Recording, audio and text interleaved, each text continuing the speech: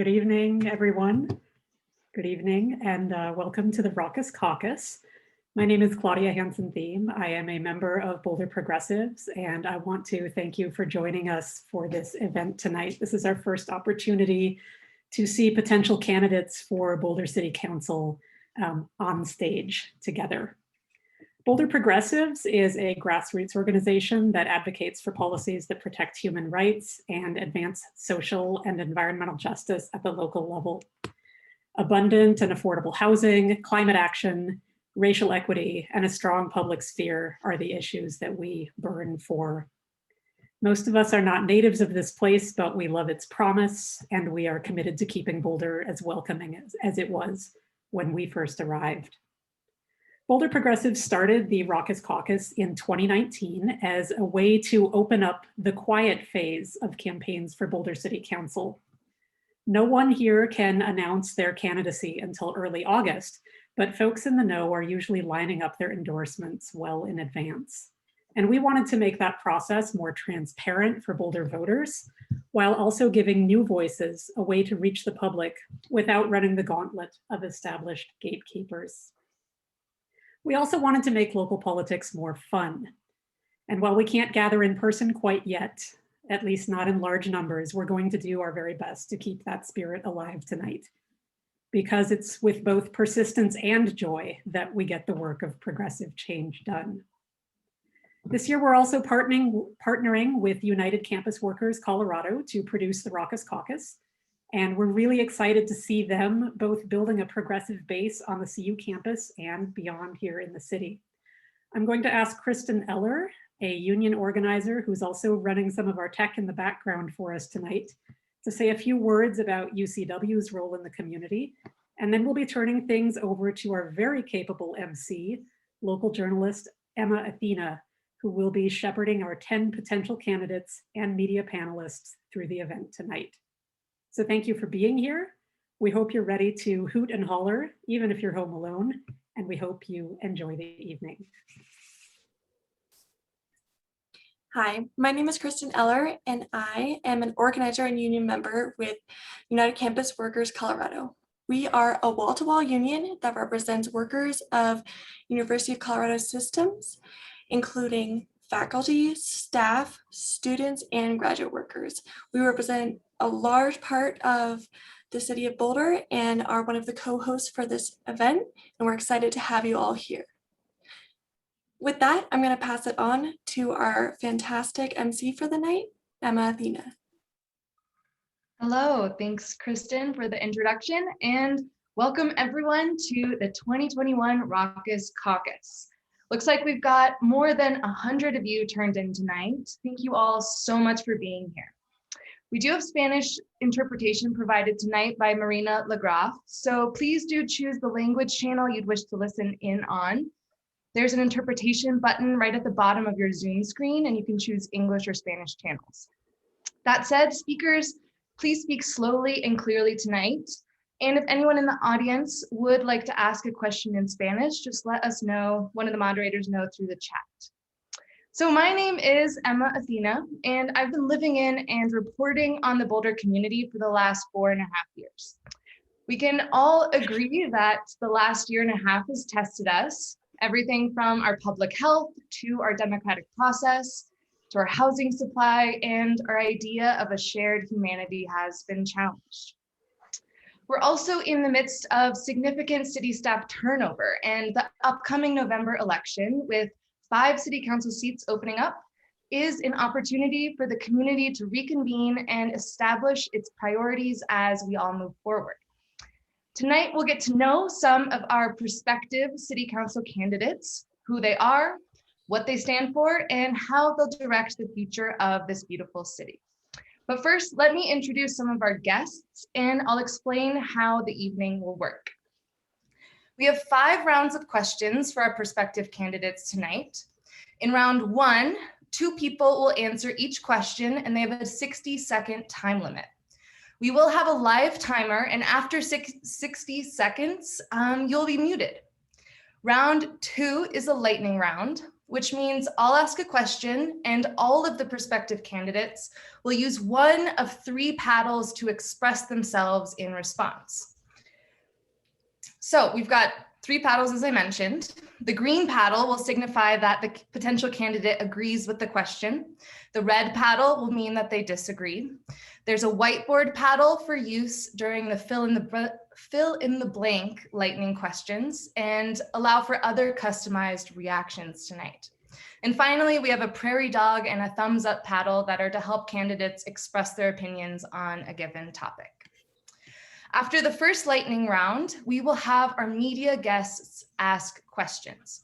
Each publication has prepared their own questions, and like the first round, 2 prospective candidates will have the opportunity to respond to each question. That's followed by another lightning round, and then we'll feature a series of audience questions before allowing each of the prospective candidates a final 90 seconds to deliver their closing comments and or answer any questions they didn't get to during the previous rounds. Does that all sound good? Without further ado, let me introduce our media guests. Tonight we have Shay Castle, who's the founder of Boulder Beat. We're also joined by Deborah Swearingen, the city reporter at the Daily Camera, and Shannon Young, the news and public affairs director at KGNU. Now I will open the floor to our 10 prospective city council candidates. You each have 90 seconds to answer this question. What is your name and what has motivated you to consider running for Boulder City Council? Let's begin with Nicole Speer.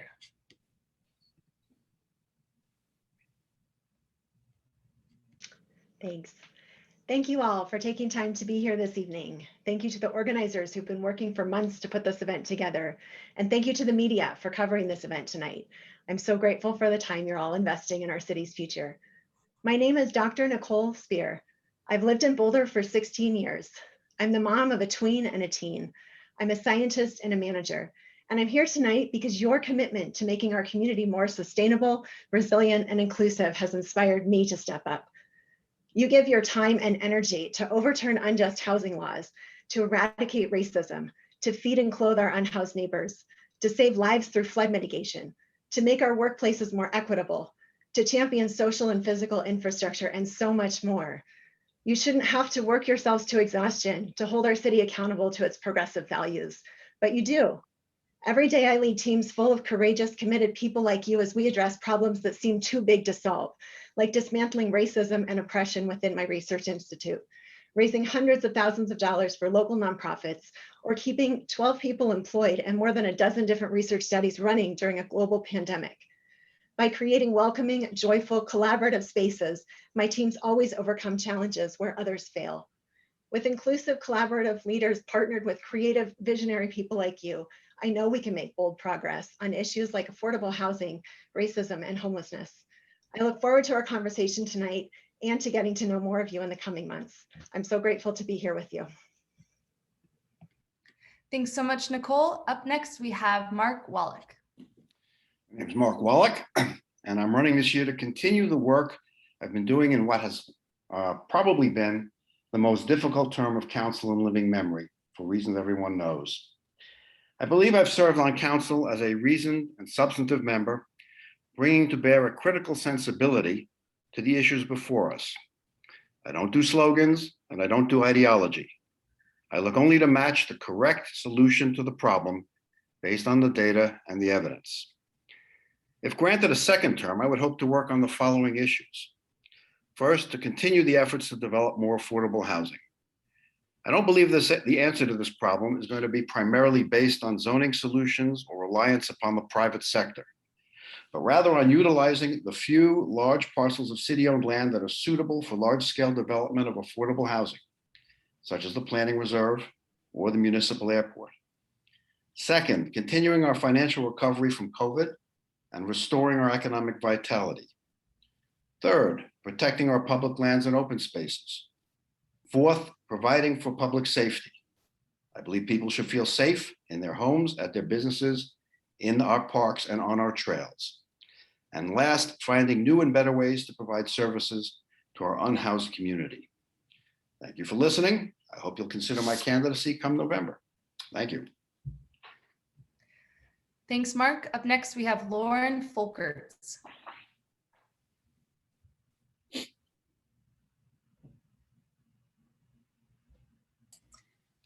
My name is Lauren Folkerts, and I moved to Colorado in 2010 and fell in love. First with the love of my life and partner in all things, Derek. Then with our adopted dog child, Lucky. And third with Boulder. I love Boulder for its big cinematic sky. Every day and sometimes every hour it changes, surprising me with a beautiful sunset on my bike ride home and drenching me with unexpected rain or snow. It reminds me to be present and focus on doing the most I can with every moment. In this moment, I've decided I'm going to fight. I'm going to fight to make the reality of Boulder match the idealized image we dream of. For the past 10 years, I've been fortunate enough to both live and work in Boulder. As an architect, I design housing in a variety of forms. Outside of work, I'm president-elect of the Colorado Green Building Guild.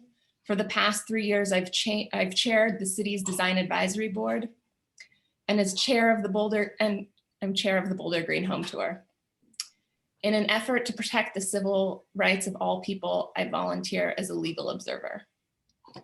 I think we share a vision of a vibrant, welcoming, walkable, and sustainable community, and I will fight to craft policies that bring our reality closer to that shared vision.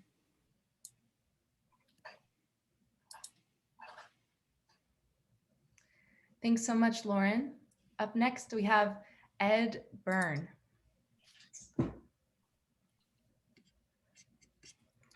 Ed, You're muted, Ed. Thank you.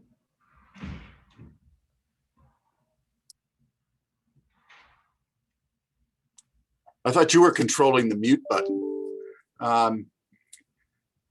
I have done this before, and I apologize for having failed in the past, but I'm feeling the same fierce urgency of now that Martin Luther King felt.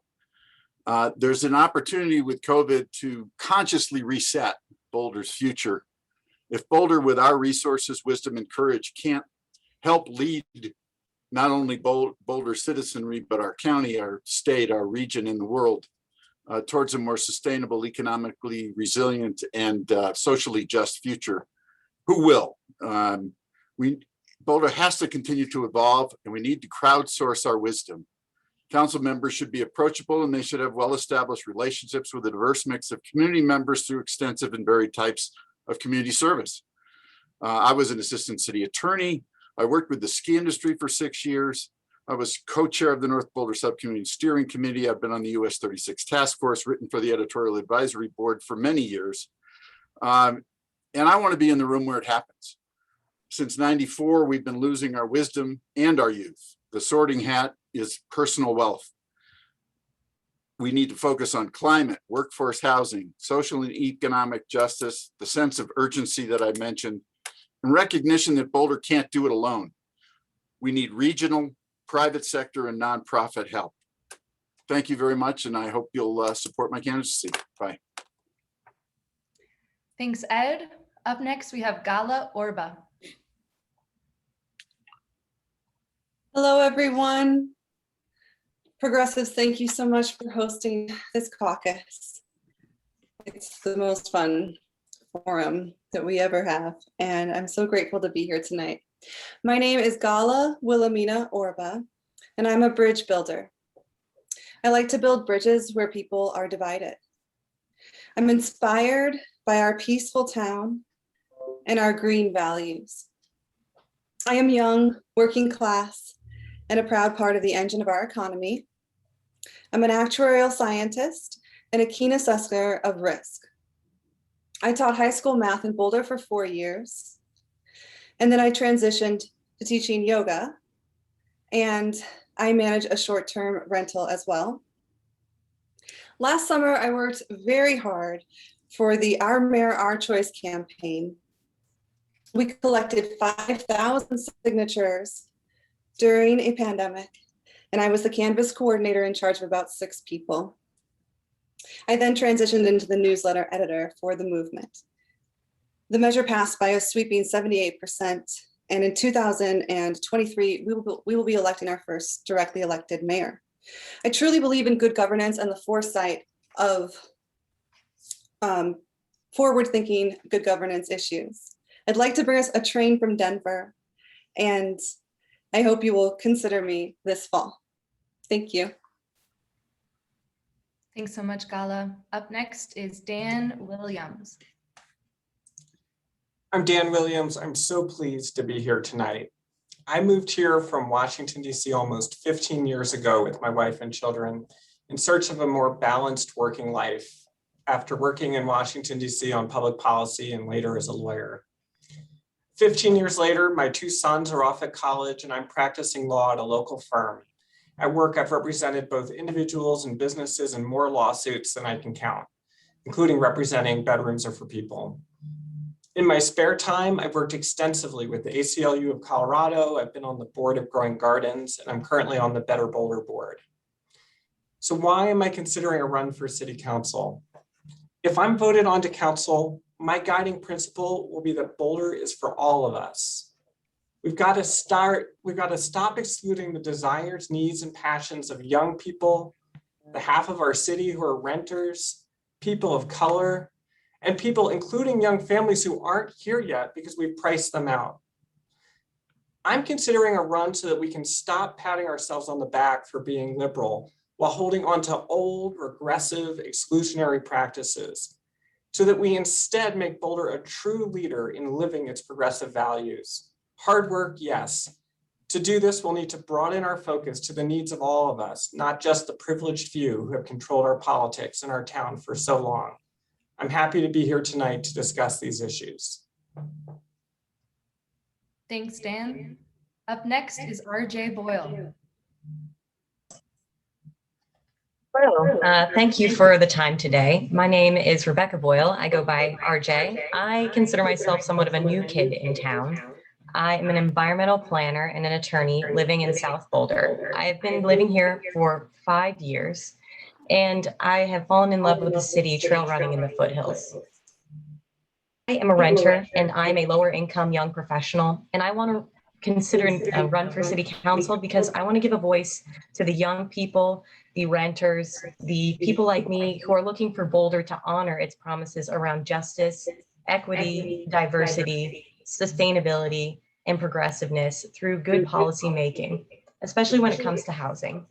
I was a kid who did everything right, and I wanted to make a better life for myself by moving to Boulder, and yet I struggled to maintain a living situation in the city as a renter, constantly at the mercy of landlords. I want to give people like me a voice and let everyone know that people like us are here to stay, and we want to make it a good place to live for everyone.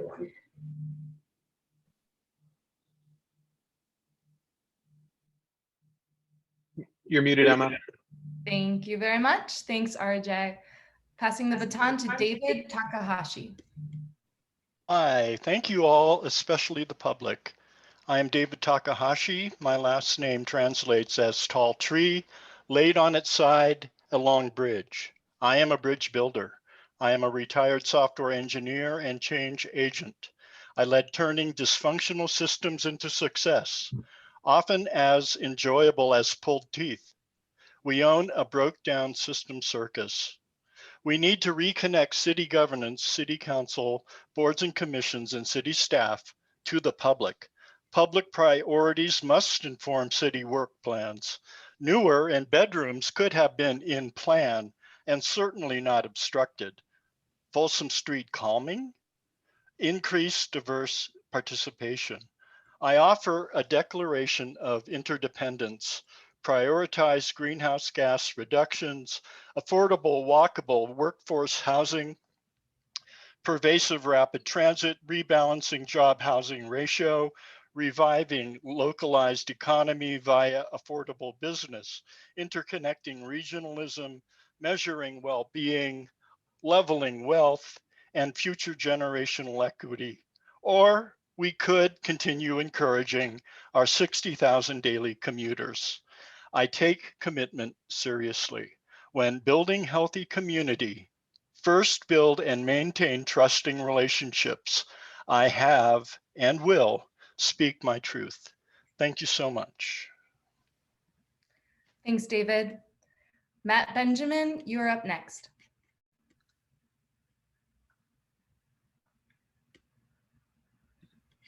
Wait till that video shows up. I think you had Jono in there. Oh, there we are. Hi, everyone. I'm Matt Benjamin. First off, I want to thank Boulder Progressives and United Campus Workers for hosting this event.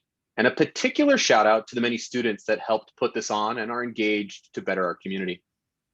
I live in South Boulder with my wife and 2 kids.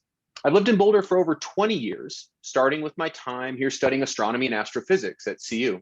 I started my career at Fisk Planetarium, teaching astronomy and connecting people to the cosmos. I'm now a freelance astronomer, photographer, and serve on a number of nonprofit boards that support my values of environmental conservation and childhood education. I've served on 2 community working groups, and in 2019, I led the coalition that helped get 4 council members elected. Last year, I led the Our Mayor, Our Choice campaign that was a Boulder initiative that gave Boulders the right to elect our mayor using ranked choice voting. My diverse experience in science, education, advocacy, conservation, and public service gives me a unique perspective on how to continue to shape our great city. I am running for Boulder City Council because we need thoughtful leadership that will focus on creating an inclusive and vibrant community. The pandemic offered a distinctive moment to reflect on our actions and our values, both personally and as a city. As we lift our heads up, I want to help lead us so that we are investing in our values and taking actions that put our future first. I'm running so that our friends and coworkers have a chance to live, work, and play in this fantastic city. Again, I am Matt Benjamin, and I am pursuing a seat on City Council. Thank you. Thank you, Matt. Up next is Jono Kupferberg. Thank you, Emma. As Emma just stated, my name is Jono Kupferberg. I'm a 32-year-old entrepreneur, inventor, small business owner in Chicago transplant. I live at 23rd Canyon and moved to Boulder in 2017. And one of the first things I noticed about Boulder is that the political discourse here is different than most places. If you look around our country, I'm sure you've noticed that there are many places in which people can't agree on a single reality. They disagree on the very existence of a problem, which makes agreeing on a solution impossible. But Boulder is different. In Boulder, there is more or less uniform agreement on what the problems are. We just disagree sometimes on the solutions. The fact that we can all agree on the reality of issues puts us way ahead of the curve when it comes to solving them. This puts Boulder and all of us here tonight in a great position to proactively address real problems with real solutions. Solutions like electrifying all municipal vehicles, installing solar panels on all government buildings, increasing the climate action plan tax, reframing the CU South flood mitigation plan, repealing the 6-month residency requirement for navigation and HFS services, expanding the community culture and safety tax, assigning racial equity grades to businesses for public display, passing the Bedrooms Are for People measure, increasing the 55-foot limit for residential buildings that meet green building codes, raising the minimum wage, launching a universal basic income pilot program, and establishing internet as a public utility. For the challenges we're here to talk about tonight should not be seen as problems, but pending solutions. Thank you, Jono. I'd like to call RJ Boyle back up to the stage to finish or to re-give her remarks if you'd like, please. Thank you. I will just summarize once again what I was saying before and point out that that was a great demonstration of my commitment and focus when things are getting weird. So thanks for letting me go again. I just wanted to say again that I am a young professional in town. I'm a renter, and I'm one of the only renters present on the caucus today. And we represent 52% of the population. I want to give us all a voice, and I want to make Boulder live up to the promises that brought us all here in the first place, to create just, sustainable, innovative policymaking around the big challenges facing us today, including our economic recovery from the pandemic and from our housing crisis that I get to live firsthand as a renter, kind of at the mercy of landlords here, despite my job as an environmental planner in North Boulder and my previous experience as an attorney. So thank you again for letting me go once more. No problem. Thanks so much, RJ. All right, so now that we have been introduced to all of our potential candidates, we will move into the short answer round. So I will be asking a single question and we will have two candidates answer each question. So this first question will be directed at David Takahashi and Mark Wallach. The question is, what is one group that you would consider underrepresented in Boulder City Council decisions, and what would you do to lift their voices? David, we'll have you answer first. Okay. For me, there is an obvious underserved population, and that is the coming generations. These are the unborn who have no vote and whose unfortunate job will be to inherit whatever we happen to do or not do. And yeah, so for me, it's intergenerational equity, and that's it. Thanks so much. Mark, your turn. Thank you. I'm going to take a slightly narrower focus on that. If I had to pick one group that's underrepresented, I think it's the voices of people in our manufactured home communities. They are the most vulnerable of all of our residents. Pad rents are uncontrolled, and it is almost impossible to move a trailer. So you are stuck. You are a captive of those rent increases. I think we need to more properly represent those individuals. I think we need to hear their voices a little better. And I have lived in a city where rent control was imposed, and it has its problems, but I would probably make an exception for control of pad rents, just because of the vulnerability of the people who live there. And manufactured homes are among our most affordable housing, and I think it needs to be preserved and expanded. So that would be my answer to that question. Thank you. Thanks, Mark. All right, this next question will be directed at Dan Williams and Nicole Speer. The question is, or the request is, please provide one example of how you have supported or advocated for racial justice. First of all, I want to thank Boulder Progressives for putting on the panel tonight, and this is a great question.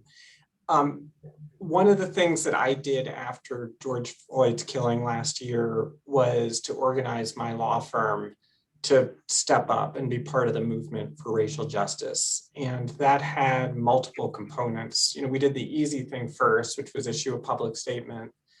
And then the second thing we did was form a partnership with the NAACP of Boulder County, which has been a tremendous resource for our firm. And our firm is trying to be a resource now for the NAACP of Boulder County, including co-counseling with them on a recent lawsuit. And then the third thing was to set up a series of forums about the history of discrimination in Boulder so that we can explore how Boulder ended up the way it did, because it's not by accident. It was by design, and only by understanding our history can we move forward successfully. Thanks, Dan. Nicole, questions to you. Thank you. This was a great question. Thank you so much for including it. I think that one of the most important things that I, as a white person living in Boulder, can do is to work on my own personal bias and my own racism. As somebody who's grown up in a white supremacist culture, that is kind of just what we all have, right? And if we are heading out there into the world to try to make it more inclusive, we really need to work on ourselves first. And let me direct you to my guest opinion in the Daily Camera from a few weeks ago that talks about exactly that. Within my workplace, I'll talk about that there. I do work with the NAACP Boulder County branch, and within my workplace recently, we have created a very inclusive collaborative group that brings together people from all kinds of backgrounds, and we are working on what we can do to make direct changes. We recently co-hosted a training that educated over 200 members of CO Boulder's research community in anti-racism. So many different things. Those are just two, but please see my op-ed. Thanks, Nicole. Our next question is directed at Matt Benjamin and Jono Kupferberg.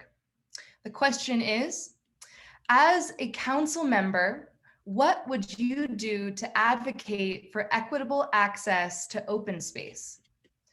Jono, you'll go first.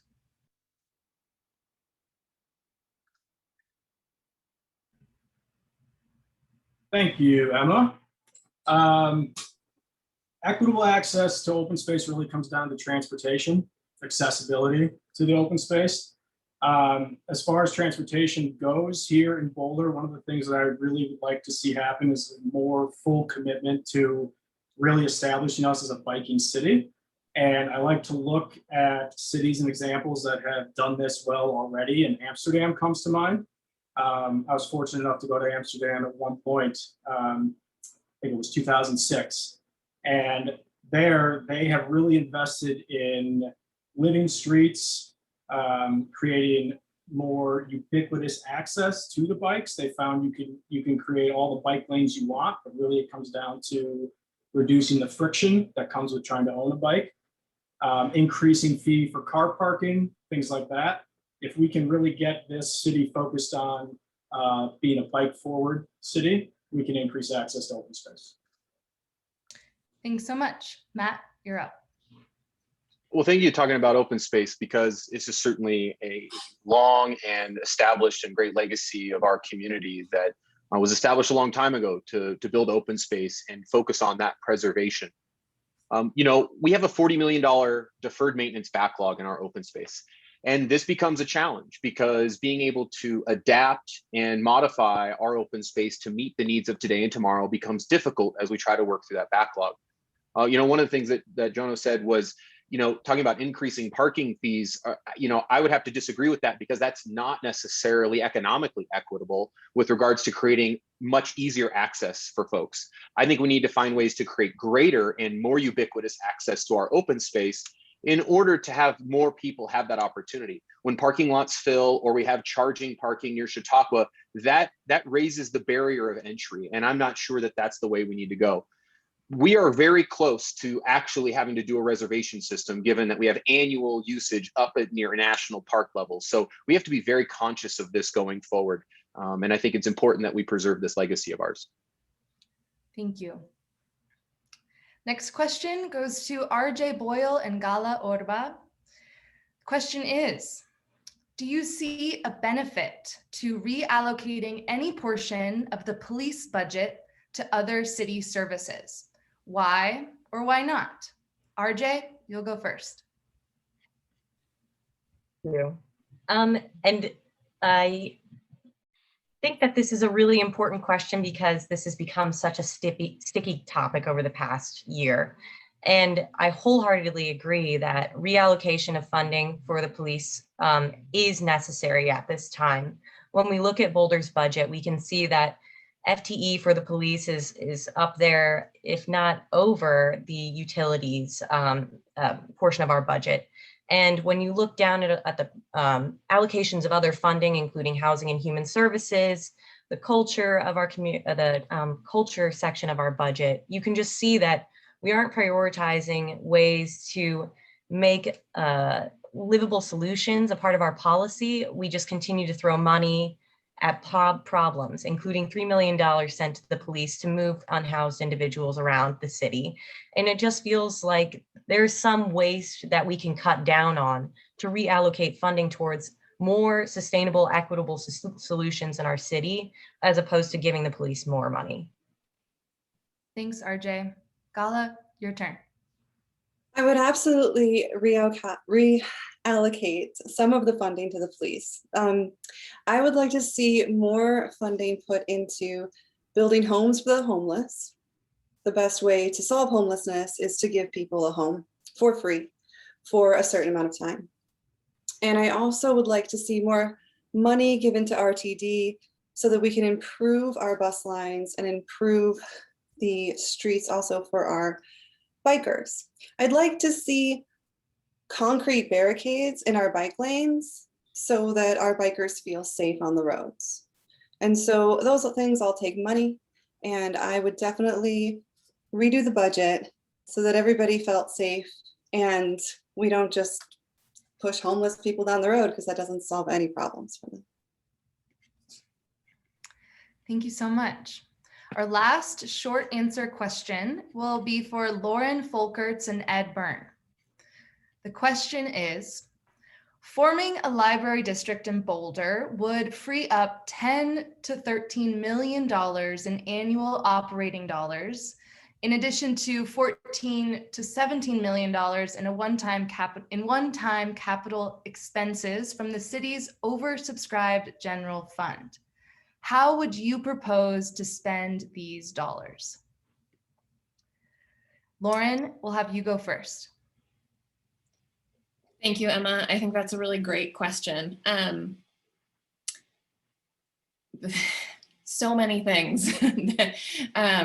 But I think, affordable housing is really going to be the linchpin of our community, to make it welcoming and equitable, and create equitable access for more people to be here and stay in our community.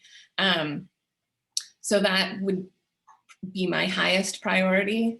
But there are a lot of other great things that our city is working on. I think it would be great to see, all the infrastructure needs taken care of, bike paths. We have a huge amount of funding that we need for our parks to make those work with kind of the needs of the future. Thank you, Lauren. Ed, you're up next. Ed, you're muted if you want to turn your volume on and microphone on. I'll figure this out, sorry. Basically what we've recognized is that the library is a regional service delivery system. And so it makes sense for more people to contribute to it than just the residents of Boulder, and they shouldn't have to fight for their piece of the city budget every year. I think some of that money could be used to create a regional fund that would be spent based on the folks that we would bring in from part of our region to discuss other aspects of our regional relationships that need work. We can't seem to get a retail sales tax done at a regional level, and we need to find ways to bring people together to spend money effectively. And I'd like to take some of this money to serve those that purpose. Homeless services also need to be developed. And many of the homeless do use our library system.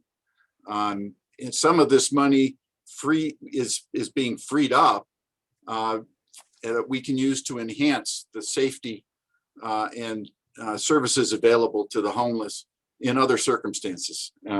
Thanks. Thanks so much, Ed. All right, so that concludes our first short answer round. We will now be transitioning into a lightning answer round. So again, I'll be asking a question, and all of the potential candidates will be able to use their paddles to either signal, hold up the green paddle saying that they agree with the question, hold up the red one saying they disagree, or a range of the other customized paddles that each potential candidate has at their disposal. I just wanted to say we encourage all candidates to use the red and the green paddles as much as possible, just to get a more definitive sense on where you land with each question. We will have a fill in the blank question towards the end, so get your dry erase markers ready for that. And I encourage everyone to use gallery view so that you all get the full experience of seeing everyone's reactions to all of the questions. Amazing. So without further ado, we will dive into these lightning questions. Is everyone ready? Thumbs up, everybody. Amazing. Okay.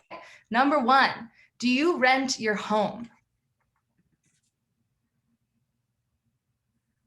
All right.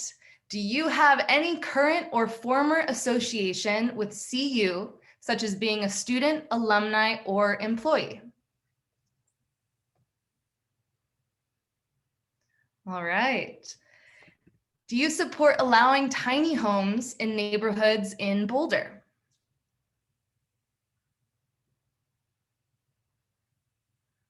Let's go, Mark. You're the only one. Hasn't put one up yet. Passing on that one. Okay. Number 4, do you support the Black Lives Matter movement? Let's go. Unanimous answers on that one. Would you vote for the Save South Boulder petition, which would set conditions on the annexation of CU South into the city of Boulder? Ooh, got some mixed answers here.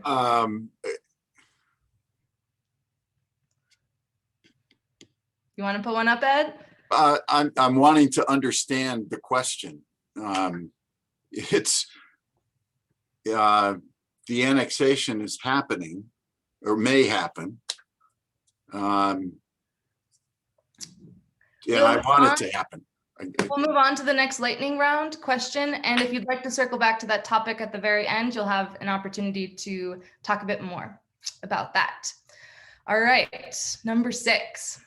Would you support a tax or fee to improve public transit services and access?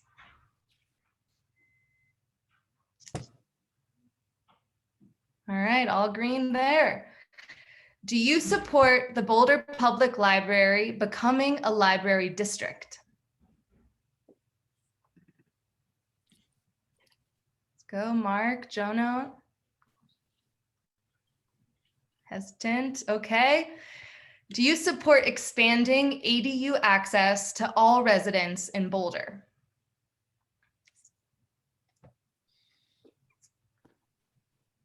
Mark, again?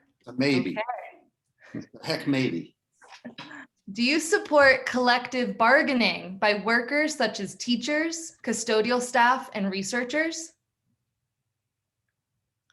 Major heck yeah on that one. Is pineapple an appropriate topping on pizza? Highly contentious question. Gotta see where everyone lands on this one. Would you vote for the Bedrooms Are for People petition, which would expand access to housing by making it legal for one person to live in each bedroom of a home? All right. Question number 12. Is Boulder full?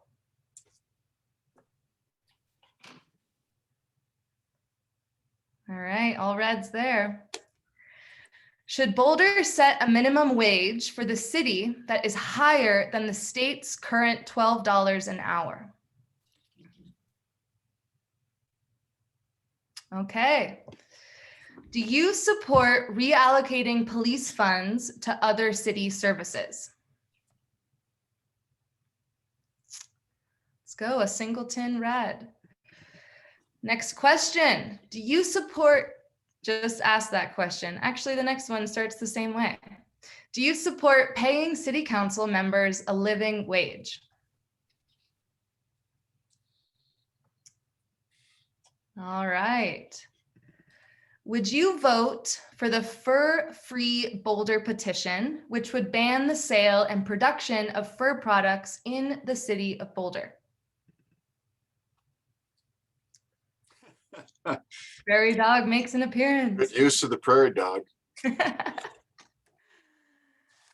All right, next question. Do you snore?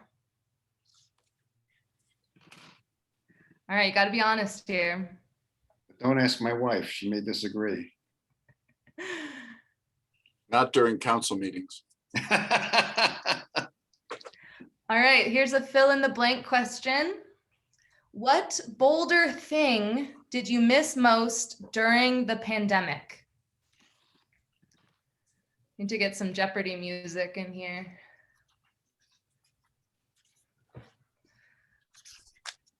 We got hugs, brew pubs, eating out, Boulder Rock Club, hanging with other people, the Boulder Rayback Collective, live music, restaurants, and the dairy. Good answers. All right, another fill in the blank. Traffic. I hear you on that one. All right, fill in the blank. Boulder is blank.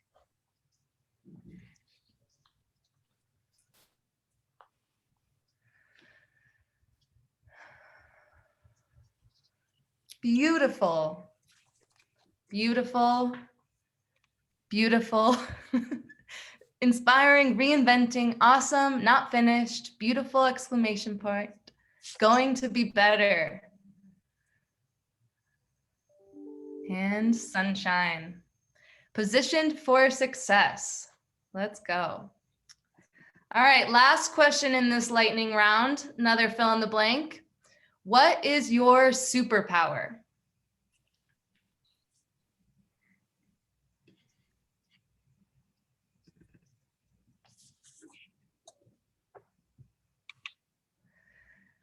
Ed says humor. Gala says foresight. David says persistence. Nicole says leading. Jono says modesty. Dan says careful listening. RJ has endurance. Lauren's creativity. Mark is staying awake at meetings. And Matt is humor. Thank you all so much. Okay. So we are now moving into our media short answer round. So how this will work is each media outlet will get to will get to ask a question that two candidates will answer. So it'll be very similar to round one. And we will have the Boulder Beat be answering questions, the Daily Camera, KGNU, and I myself will be asking a question. So we'll get the different media folk pinned up on the screen here. We have Shay Castle with Boulder Beat up first. Y'all should know I'm going to ask about the budget. I always ask about the budget. And before I interview you, please learn about the freaking budget. So I'm going to ask Dan and RJ, actually, my question. What would be your approach to Boulder's long-term budget? Stagnation or decline would both be good words. And I need you to be specific. I need you to identify one area where you think spending could be reduced or reallocated. And I need you to identify one strategy for raising new revenue.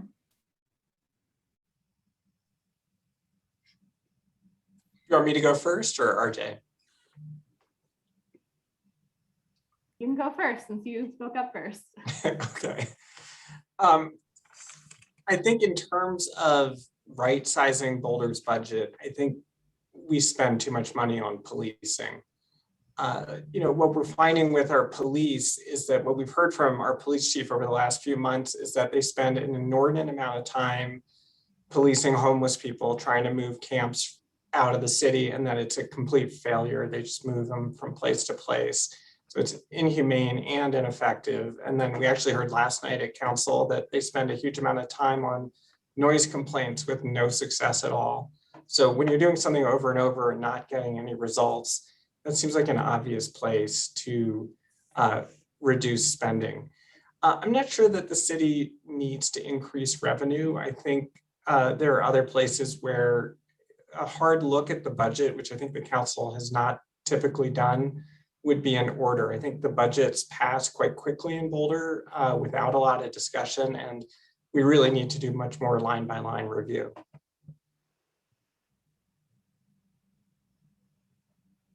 Thanks, Dan. I will also echo myself on reallocating the police budget to other funds. After perusing the budget very not closely, so I'm going to be in trouble, I noticed that transportation took a huge hit this year, and we're going to need to somehow backfill that loss as a result of the pandemic and the loss of ridership. And as I already noted, and as Dan has mentioned, the police budget continues to grow, and it grew even this year. And so drawing down some of those funds to places that got hurt during the pandemic as well, like transportation, seems like a great first step. In terms of raising revenue, I would probably disagree with Dan. I think we probably are going to have to start generating money somehow due to the deficit that we're facing. And I think that it's going to have to come out of increasing consumer purchases in our town. And if we can come up with more innovative ideas for consumers to reinvest in local businesses where the money stays here in the economy, and that might take some policy action at the council level to encourage the recovery of small businesses and local businesses to keep money here in the city.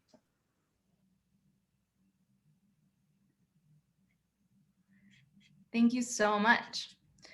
All right, up next, we will have Deborah Swearingen, reporter at the Daily Camera, and she will be asking a question to two potential candidates tonight. Buddy, I will give this to David Takahashi and Nicole Speer. And I will say, what steps do you think Boulder should be taking to prevent gun violence?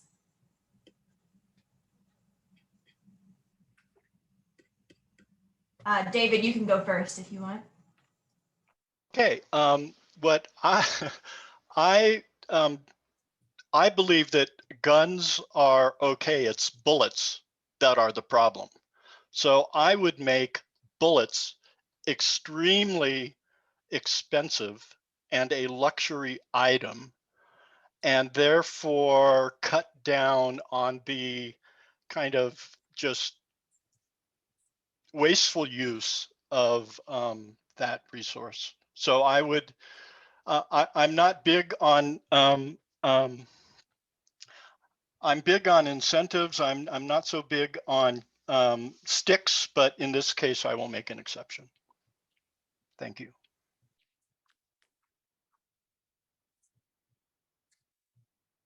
Thanks for that question, Deborah. I live in South Boulder. The King Soopers that was affected in the mass shooting back in March was my grocery store. It was an incredibly hard day and week for our community, and I think it just really brought this issue of gun violence to the forefront. You know, we often think we're Boulder, we're exempt from a lot of this stuff. We're not, right? We are kind of a microcosm of the rest of the country. I think that, you know, some of our current council members did a wonderful job this year of advocating at the state level for some legislation that can make us all safer, not just here in Boulder, but across Colorado. And this is a place where, you know, I really see a way for our city to advocate at a state level and use our collective power to change some things there. I do want to call out a lot of the gun violence as suicide. And, you know, this is another place too, where I think as a city, we need to be advocating for mental health at a state level and a federal level as well, because especially coming out of a pandemic, it's an area that is deeply underfunded. Thank you all so much. Next media person we have is Shannon Young with KGNU. And Shannon will be asking three potential candidates her question. I'd like to ask a question of any of the people who held up the green paddle for renters. What percentage of your household income do you spend on rent, and how common do you feel it is among people with whom you have regular contact?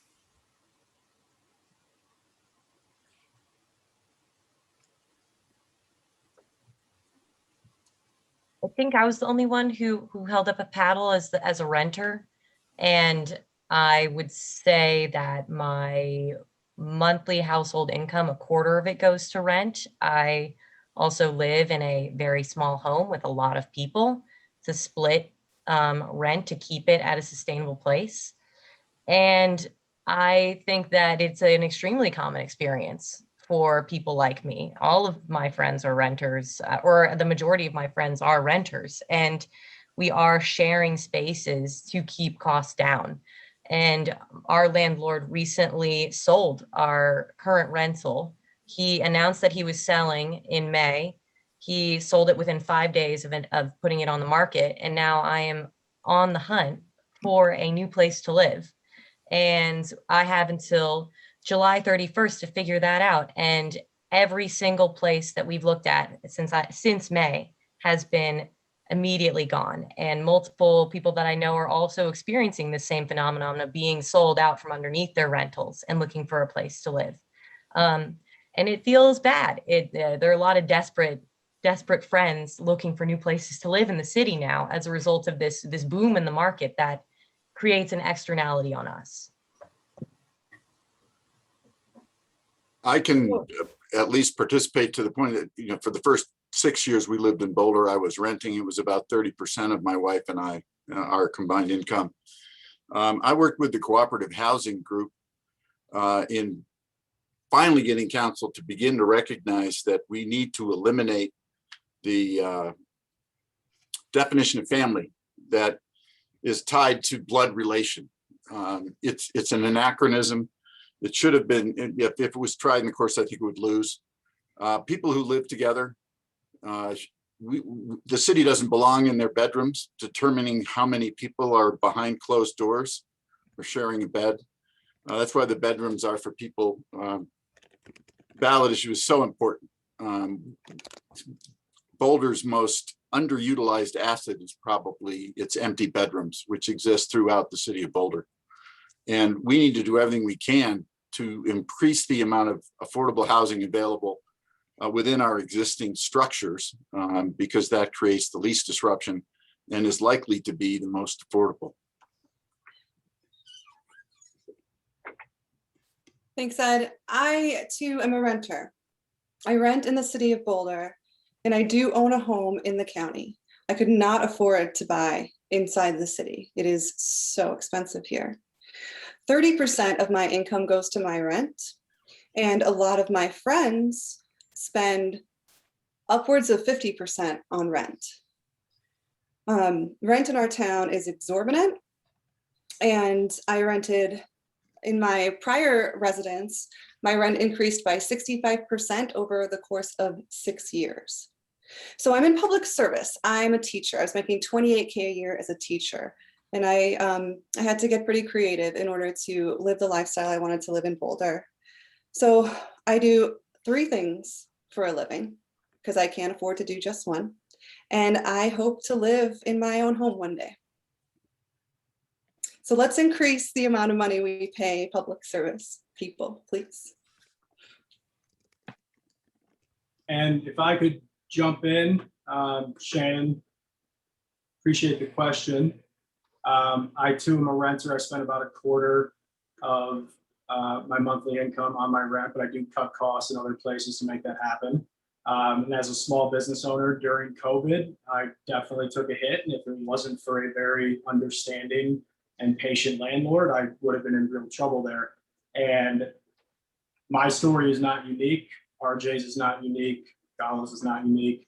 This is a problem here. And some of the things that we can do, the bedrooms are for people measure needs to be passed. And B, what I had mentioned during my intro as well, is that we really need to re-examine that 55-foot limit in terms of residential buildings.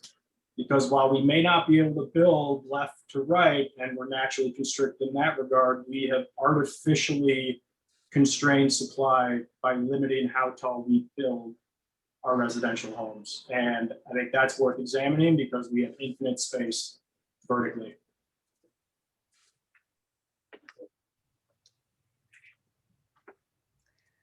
Thanks so much. I will ask the final question of this media short answer round. And I'll have Mark, Lauren, and Matt all answer this question. And my question is, how would you change the city's approach to homelessness? Matt, you can go first, then Lauren, then Mark. Well, I think the first thing we do is we approach this with empathy. Everybody, every candidate here has a roof over their head. And so if we aren't approaching this with empathy to understand the plight and the struggle of homelessness, it's really going to be difficult to find a proper solution. And enforcing our way out of this is not the answer. And I think it's very clear that we are not providing adequate services for those that need it.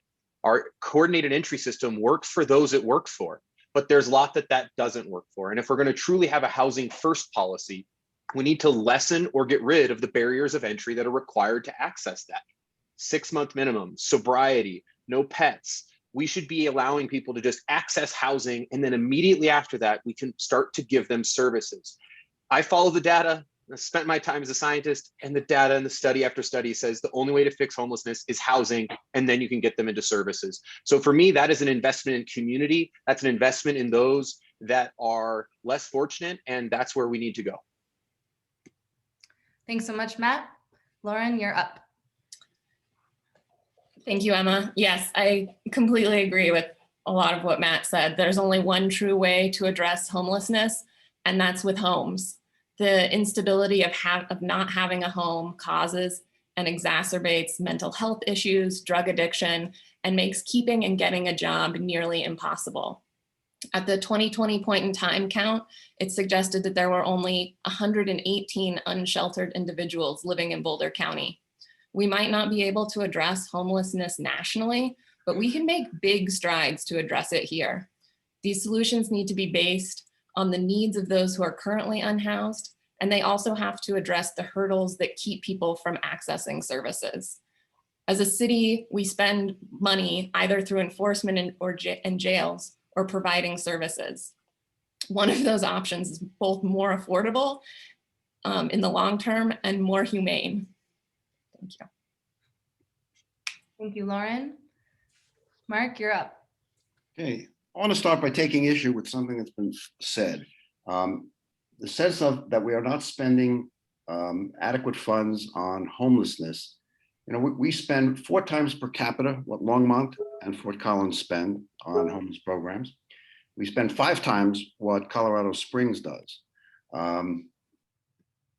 It is simply not true that we're not making good efforts to deal with this problem. Is it enough? Of course it is not enough. We have to find ways to do it better, to do it more efficiently, to get more people into our programs.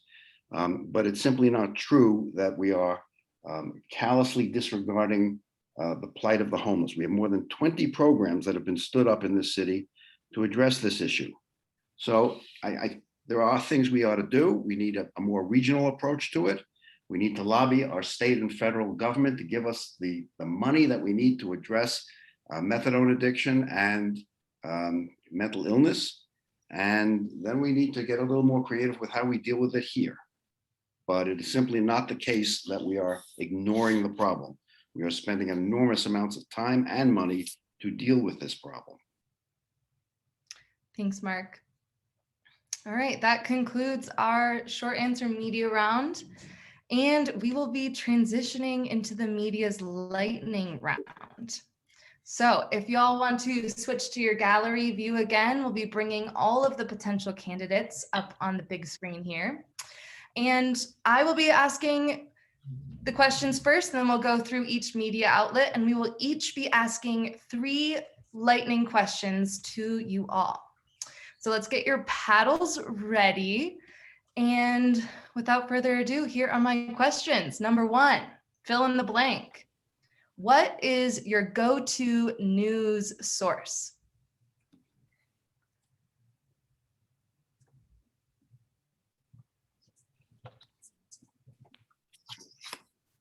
All right, Ed says MSNBC.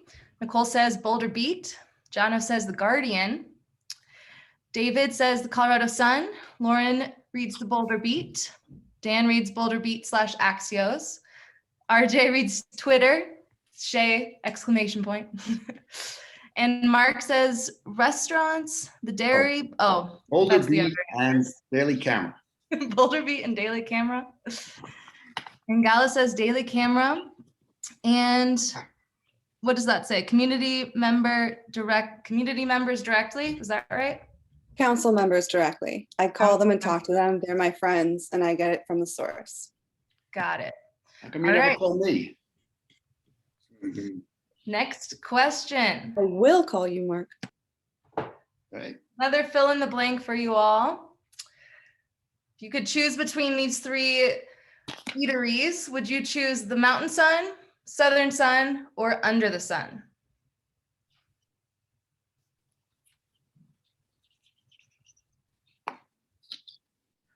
All right, RJ is at Southern Sun.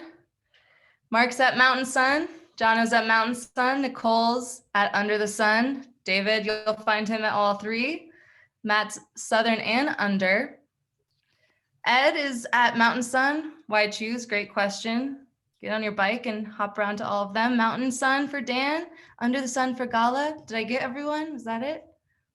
Good answers. The Village. All right, last question.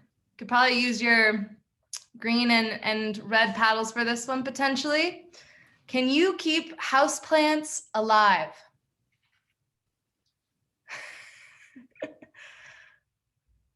Got a split. Can you repeat it? Because my signal was out. Can you repeat it? Sure thing. Can you keep Please. houseplants alive? Yeah, Lauren's got showing off hers in the background. Got mine too. All right. Thank you so much, everyone.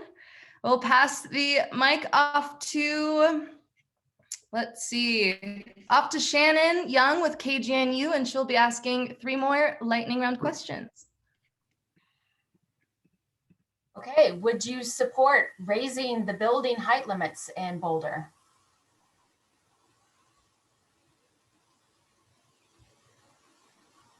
Which height limit? The fake one that the 55. council established, or the 55-foot one? The 55.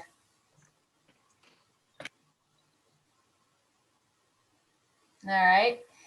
Do you ride a bike at least once a week?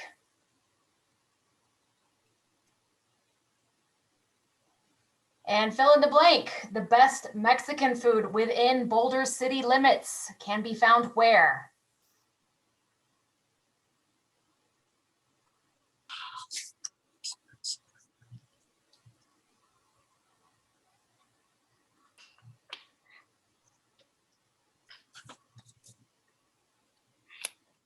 All right. Those are the 3 questions. Thank you so much, Shannon. All right, Shay, excuse me, we've got Deborah Swearingen with the Daily Camera up next. She'll be asking 3 more questions. Take it away, Deborah. Okay, do you support additional enforcement or a change in how the city polices University Hill?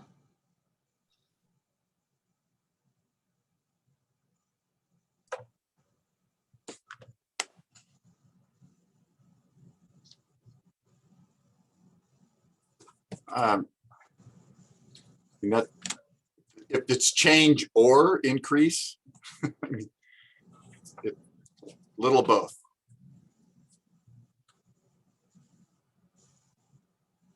Okay. Is the city on the right track in its efforts to address the climate crisis?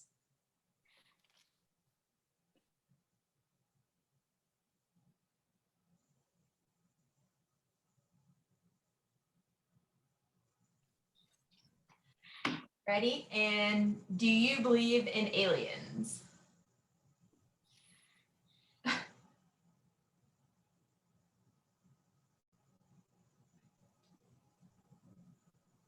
Statistically speaking. Yeah. Great questions. Thanks so much. All right.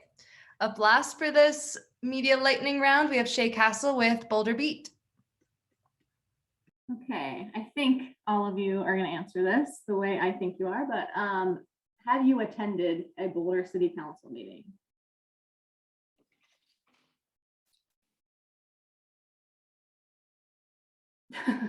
I sense some of you are being a little snarky, but I'm going to let it pass because I like it. Second, are you concerned about Boulder's declining population?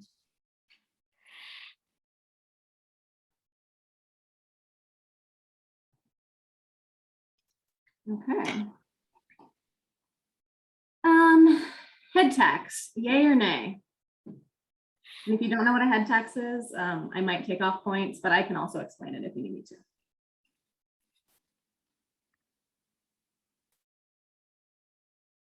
Shay, I would love for you to explain it, and I can give you a proper answer. Yes, so a head tax is a tax on employers and or employees. So basically, as the staff put it, for the privilege of operating a business or working in the city of Boulder. It's a funding mechanism the city has considered multiple times and may consider again.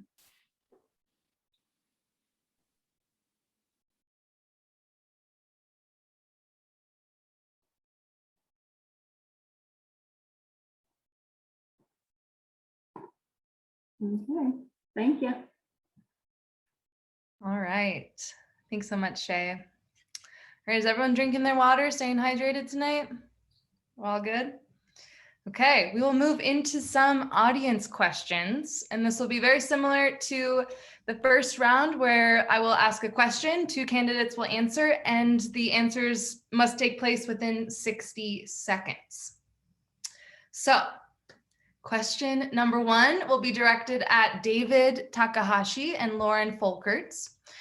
And that question is, what is one of the best ways that you think Boulder can address the climate crisis? David, you're up first. Good question. I believe that as in most things, that bringing the public in, front loading our answer with what the public actually is feeling would serve us really well. And we really need to think about almost a way of drawing in a representative sample, like something like sortition, where we kind of use the jury summons idea to actually bring in a widespread representational voice from the entire population, not just the ones who show up a lot. Thank you. Great question. Thanks, David. Lauren, you're up. Thanks, Emma. I agree with David. This is a great question. So Boulder, this city staff is working on the updated climate action plan right now, and they sort of released a preliminary version of that. And I think that that really is setting a great direction in terms of not just looking at Boulder, but looking at kind of all the impacts Boulder has outside of it. So looking at in commuting, looking at just everything. For instance, in my industry in architecture, we have really strong regulations around energy usage in buildings, but we're not really looking at embodied energy yet. And so I think, we really need to be looking at all of the parts and making sure that our regulations are supporting good action in addition to, and part of that is reaching out to our community and figuring out where those holes are and where we're not quite meeting our goals and where we can do more. Thanks, Lauren. Thanks, David.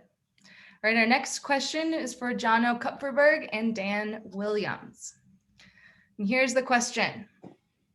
How will you advocate for and assist Boulder businesses in order to support our local economy's recovery from the pandemic and the recession? Jono, we'll have you go first. Thank you, Emma.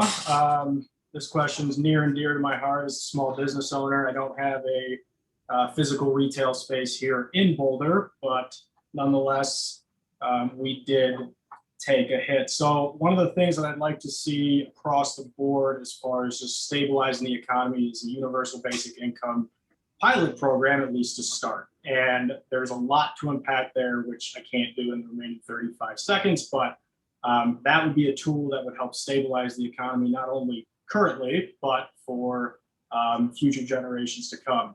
I'd like to see Boulder raise the minimum wage so that people can actually have a living wage while they are here. So should there be another pandemic, people aren't truly scrapping by. I'd like to see continued grants and loans specifically for minority-owned businesses, and that's separate of the pandemic altogether. But again, I have a lot of thoughts on it. 4 seconds left.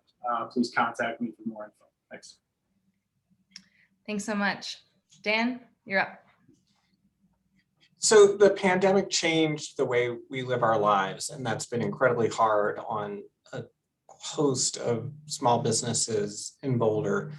One of the success stories of the time, though, has been that the city showed flexibility by allowing businesses to set up on curbsides. We closed Pearl Street from 9th to 11th Street. Those changes that the city made and other changes about sale of alcohol and things like that allowed businesses to survive. And these are things that we need to continue.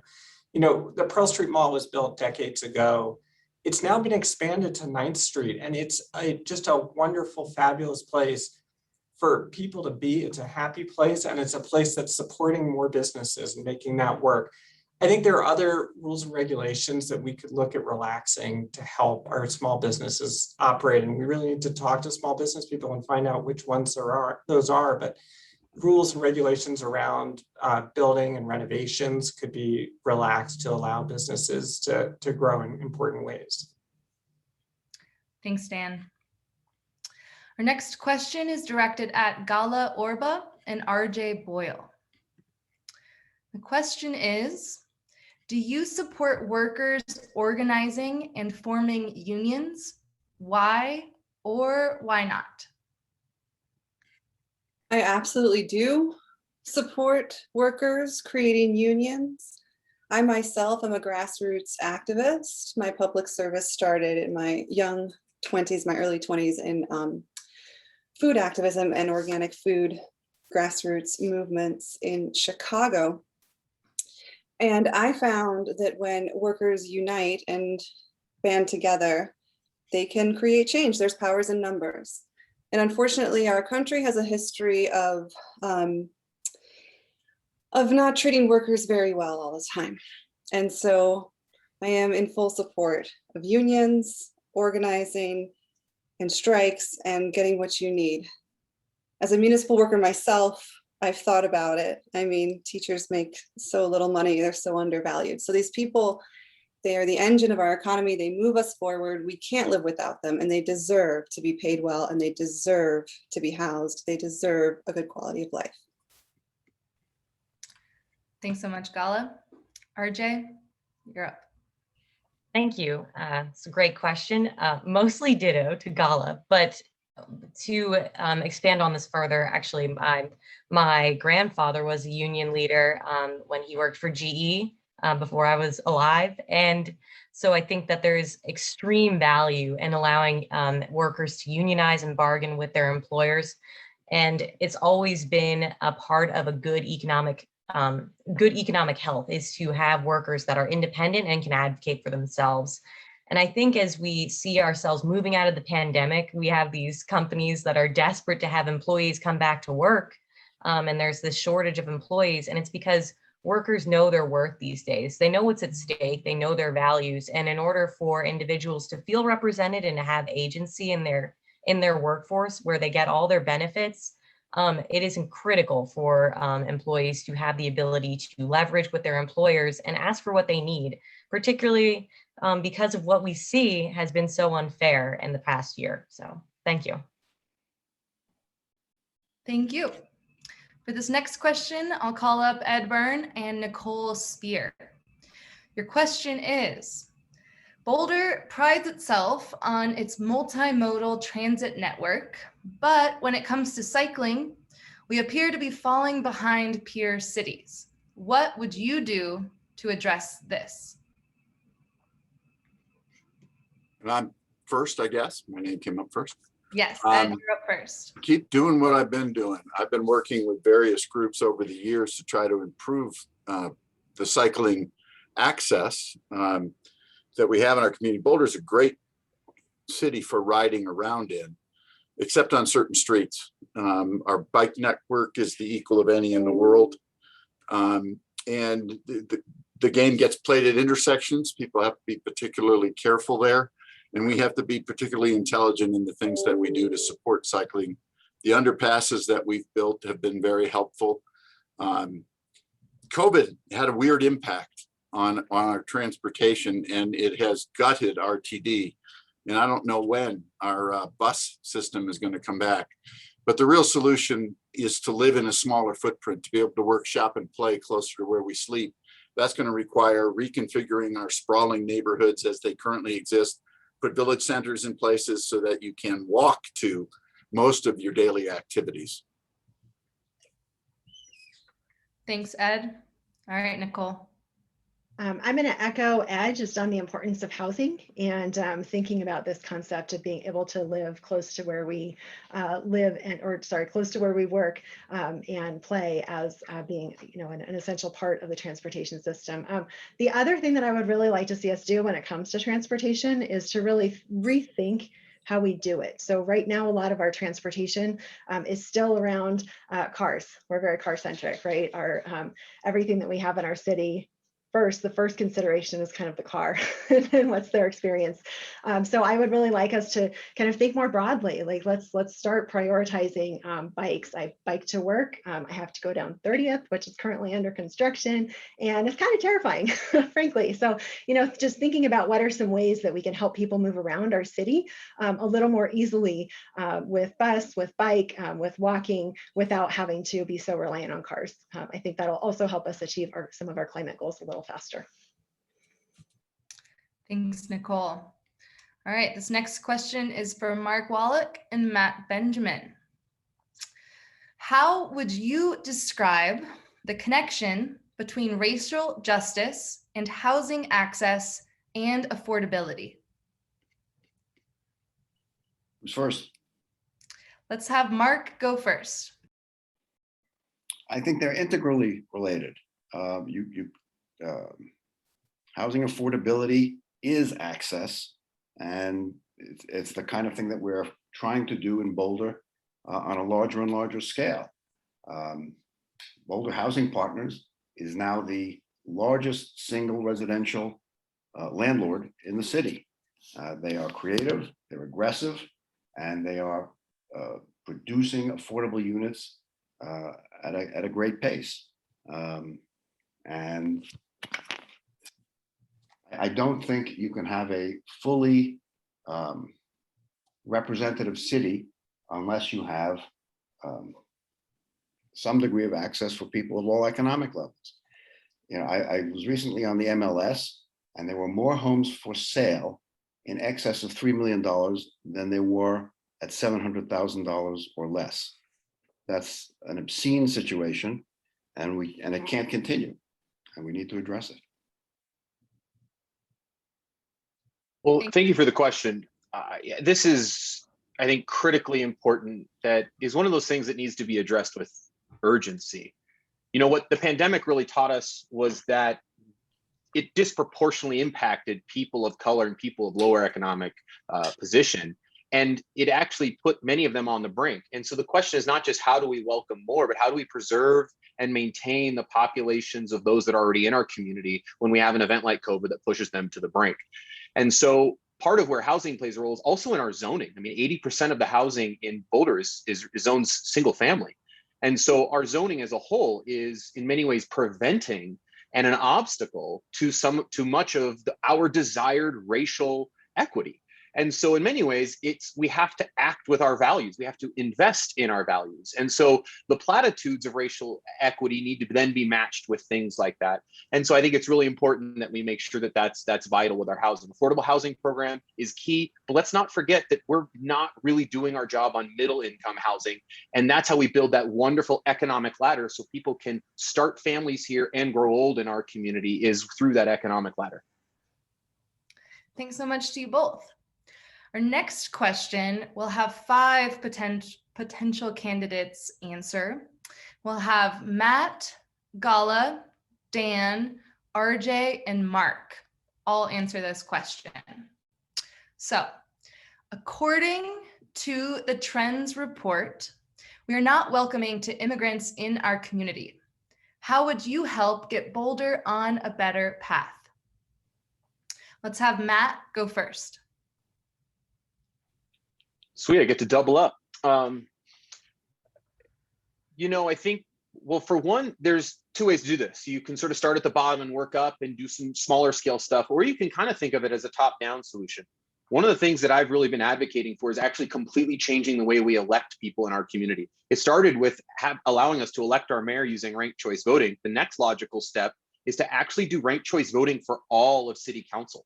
And one of the big things that does is it means that everybody has a voice and all people can run and all people have a shot. It reduces the power of slates and really creates a greater power for more people. And that's one way to really make sure, because if their voices aren't being heard at the top, and if people that are minorities don't see themselves at the table at city council, then it's hard for them to be engaged in the process as a whole. And so I really think we need to empower more people in the community by having a system that really drives greater inclusion in our election process. And that's a great start. And then on top of that is fair pay for council. If we do that at a top level, then that just trickles down in terms of having a value system that we then build on for everything else we do in our community. Thanks, Matt. Pass it over to Gala to answer next. I think that council could do more to incentivize small business and corporations to hire more people of color and to bring them into our town. I believe that there's a way to ask them to do better, to do more, to step up, because there are plenty of qualified people of color in the country that just need to be invited, to work for our wonderful companies, to work for Google, to work for small business, to work for big business. And it takes a little bit more time. And I don't think that's too much to ask of business owners and corporate owners. I think that they could do it, and we can ask them, we can invite them, we can give them a gold star for participating in the program. We can highlight their businesses in the paper, and more people would support them. So I truly believe in positive reinforcement. It is the only way people learn. As a teacher, I have seen it in my classroom. And when you reward people for doing good work, they just step up. People step up naturally. And Boulder's full of good hearts. So let's just ask them to do more. Thanks, Gala. Up next, we'll have Dan answer this question.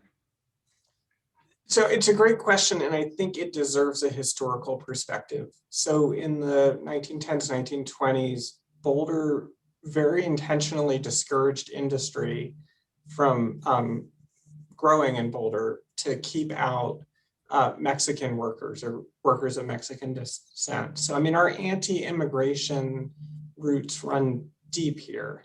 And then we developed housing policies with large single-family lots to keep out what at the time in the 20s and 30s were being referred to as the undesirables, which again referred to new immigrants into America. And our state has a history of this, but Boulder specifically has a long history of discrimination in both jobs and housing. And we hear echoes of that today on jobs, where we hear people talking about the way to handle the housing jobs imbalance is to prevent jobs from being in Boulder. Being a welcoming community for immigrants means being a community that welcomes jobs. And then in terms of housing, you know, the antipathy that so much of our government shows to multifamily housing is just simply unacceptable, and it's not welcoming to new immigrants into the country. And the last thing, I may be over my time, I don't see the timer, but just the last thing is just social integration.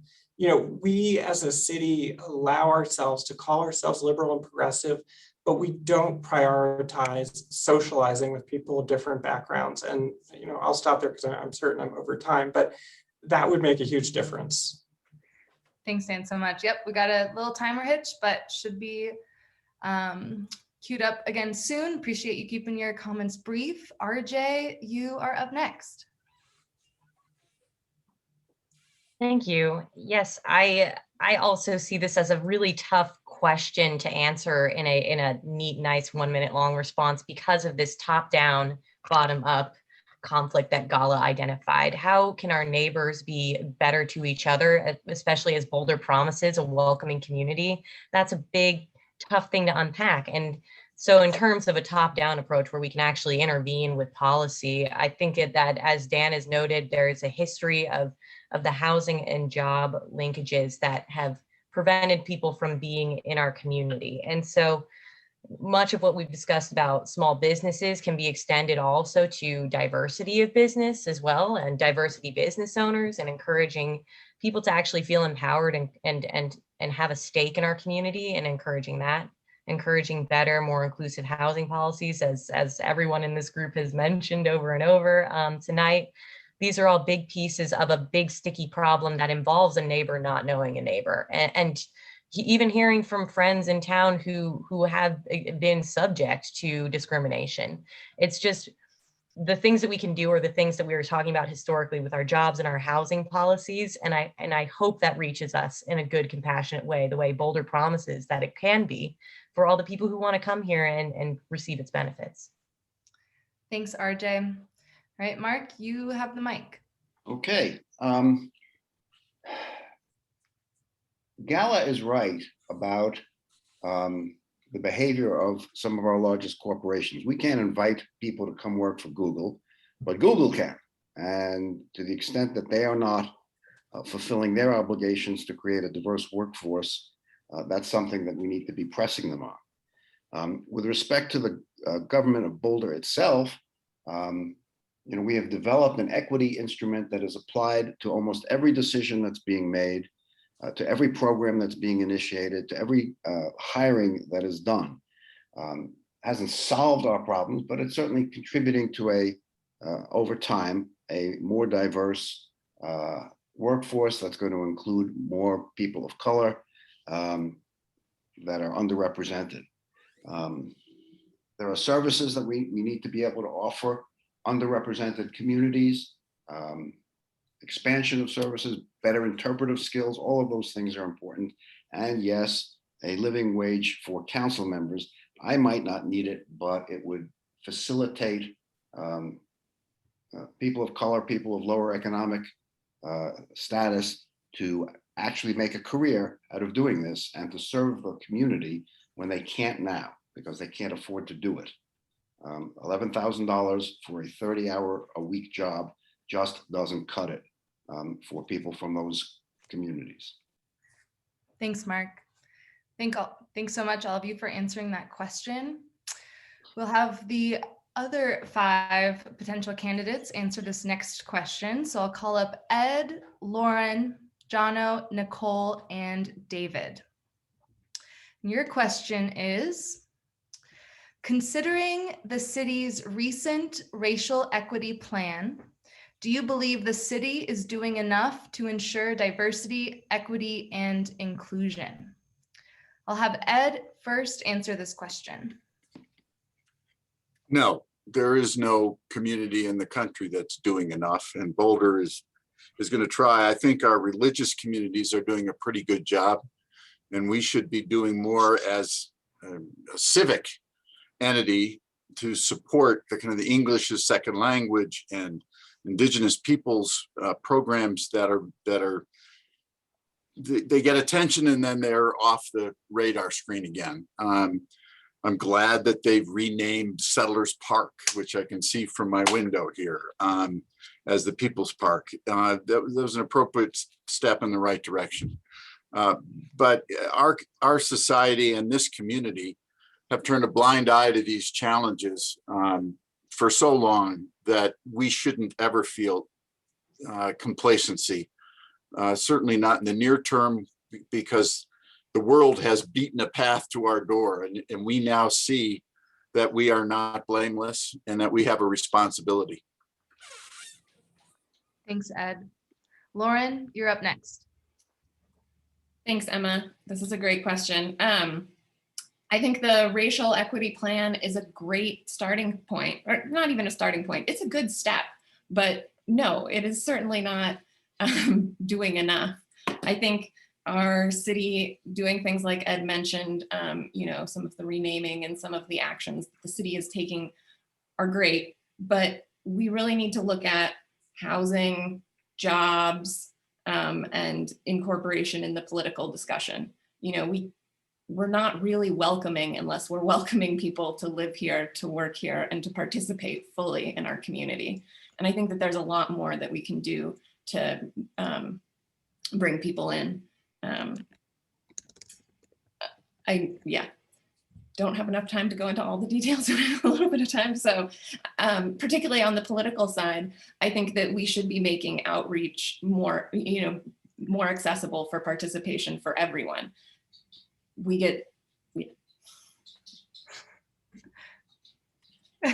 Thanks, Lauren.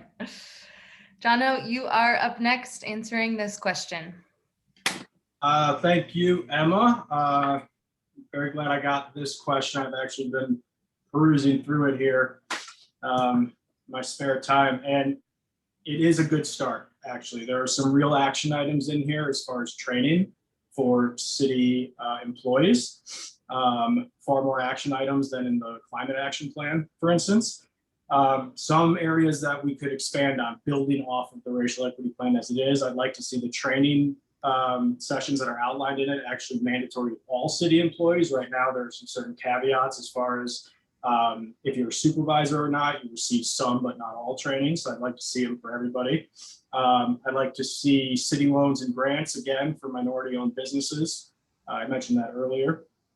Ending the at-large council format. We talked about that here tonight. That would force representation from different wards, different districts, and force greater representation for the people in the city. And then what I'd really like to see is taking the racial equity training programs that are outlined in the plan and expanding them beyond just city employees and actually into the community. So doing something like getting an education program into the schools. I'm not an educator, so I don't know what that would look like, but it'd be nice to get the learning sessions out to a wider swath. And then assigning racial equity grades to businesses after they pass some of these training sessions, the same way that you have a health inspection code on restaurants, just to give consumers ideas of where the company is before they decide to shop or not shop. Thanks so much. All right, Nicole, you are up next. I'm going to give this one a big no. The fact that, a bunch of white people are weighing in on this question is indicative of the problem to me. I appreciate, David, thank you for, I will look forward to hearing your voice. I don't mean to exclude you from this group, right? But, speaking for myself and the other white folks here, this is not a question that we should be addressing without having other Black folks and other races and ethnicities of people in the room saying what these questions are or addressing these questions. We should be making decisions with people, not for people. We should be asking them, what do we need to do as a city? So the racial equity plan is certainly a start. I appreciate the group that put it together very much, but we as white people in a majority white community really need to stop trying to solve problems for people and solve with them. Thanks, Nicole. All right, David, you're up next. Okay, what has come to my mind through both of these questions, and thank you for the questions. What has come to my mind is that we are ignoring a population that has been working on this for quite a while, and that is our faith communities. And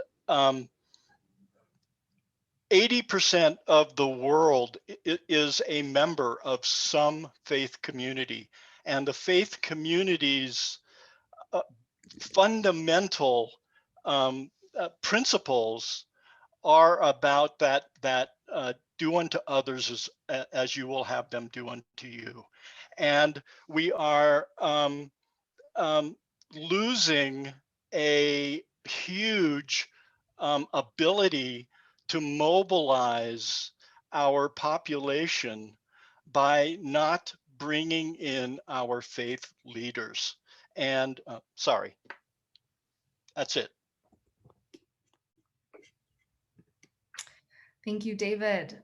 All right, that concludes our questions for the night.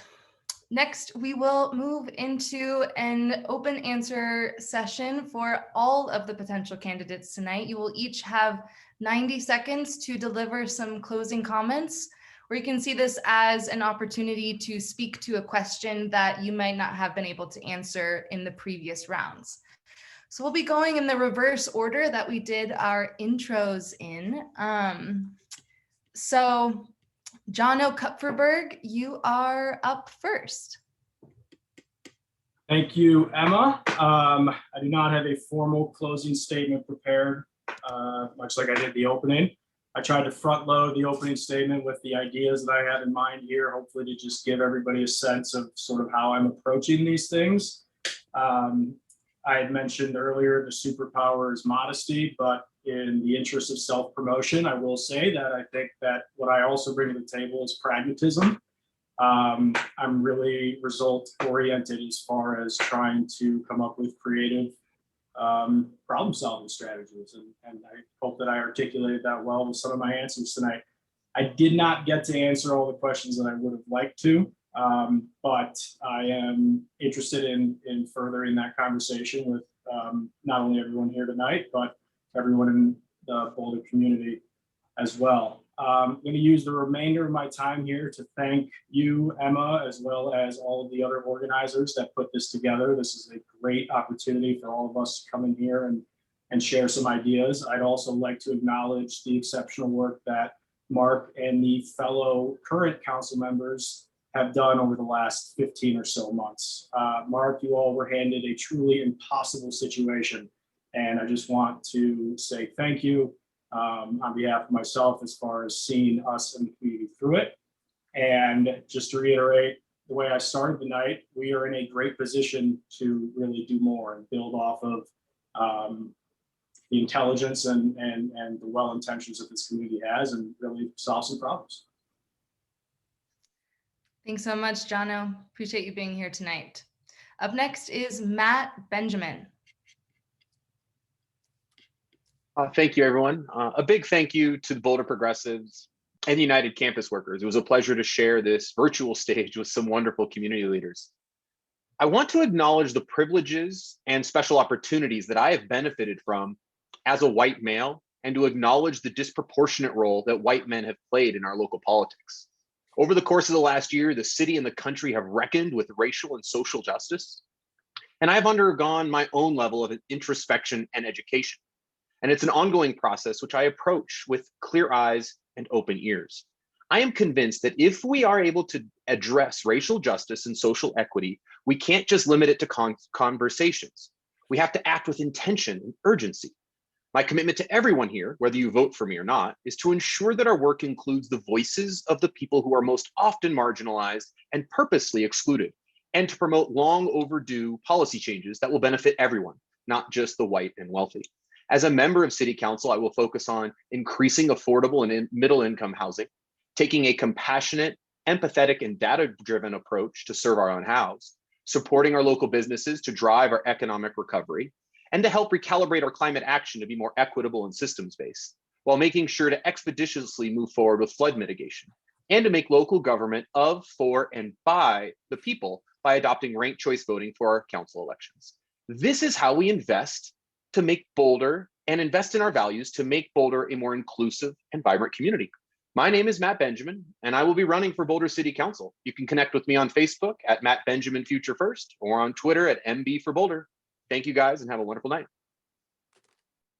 Thanks, Matt. Appreciate you being here. Up next is David Takahashi. You've got the floor.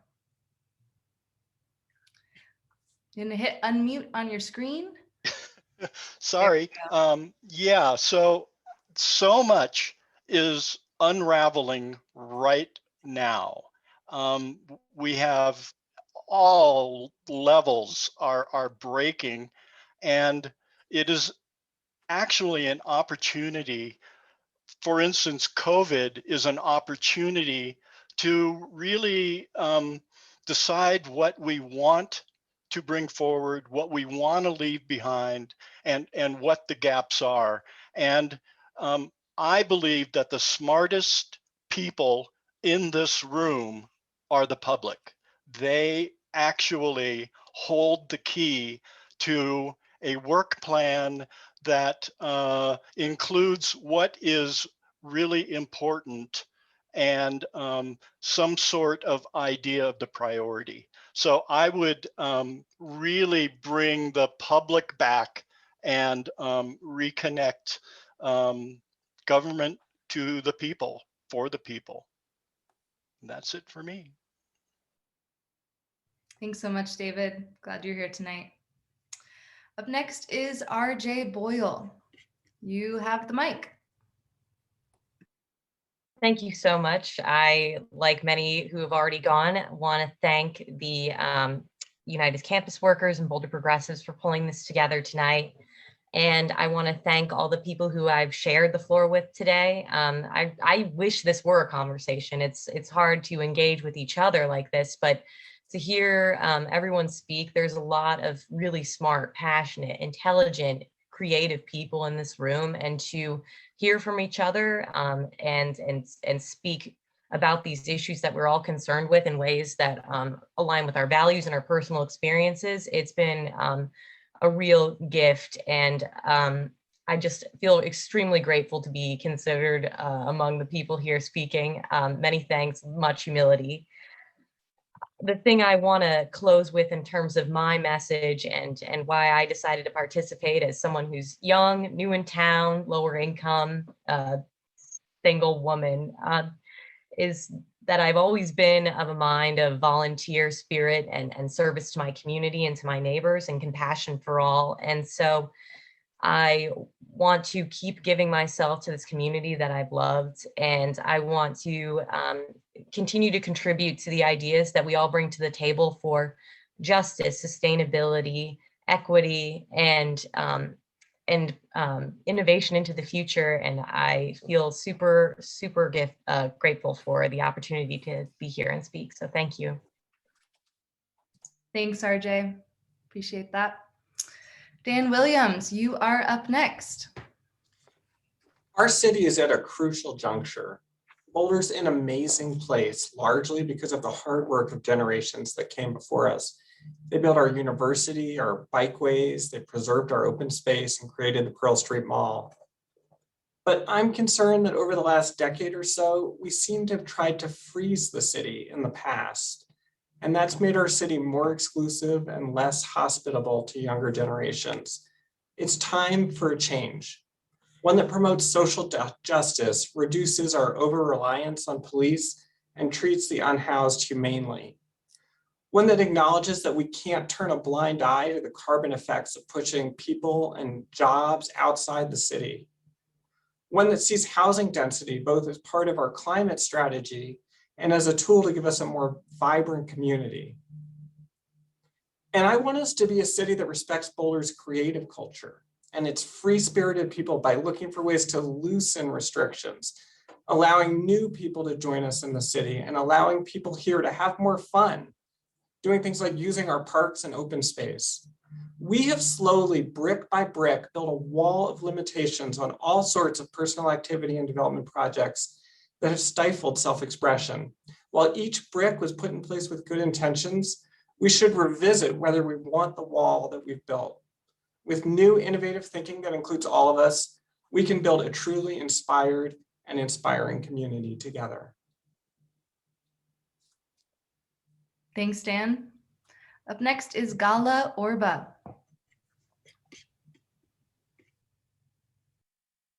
Thank you so much for hosting this forum.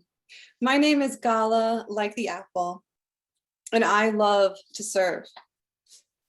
I've been a public servant my whole life, and I'm so proud to be living in Boulder. It's a model city, and the rest of the nation look to us for different things like energy uses, open space. We are at the forefront of so many wonderful things.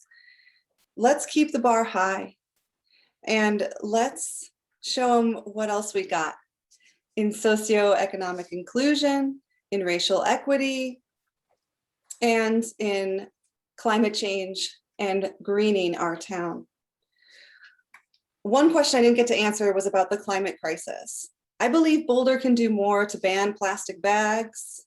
We've come a long way in a single-use plastics ban, but there's more we can do. All single-use plastics can be replaced by corn plastic, and it could be done so fast. And our town is so ready for that.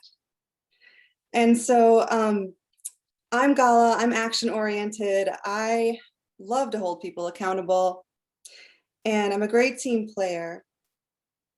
I work at Japango downtown. Please come and see me. I'll talk to you as much as I can while I serve you sushi.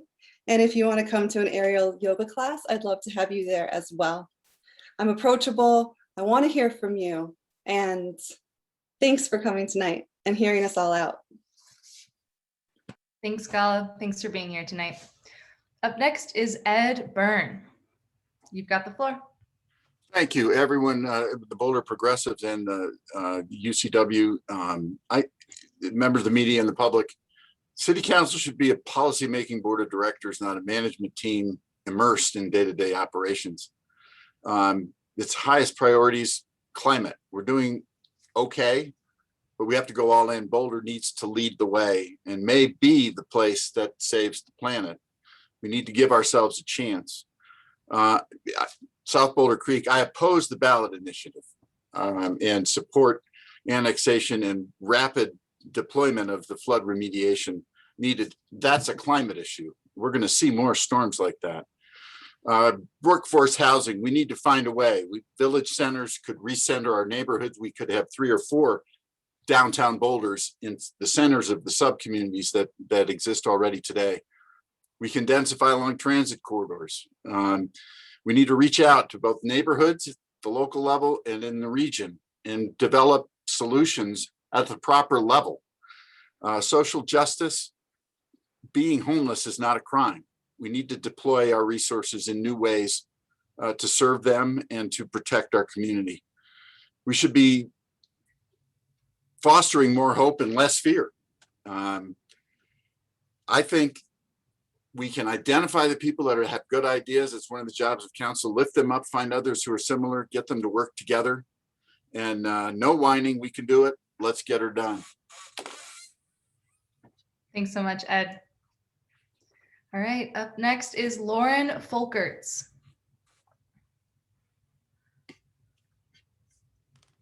Thank you, Emma.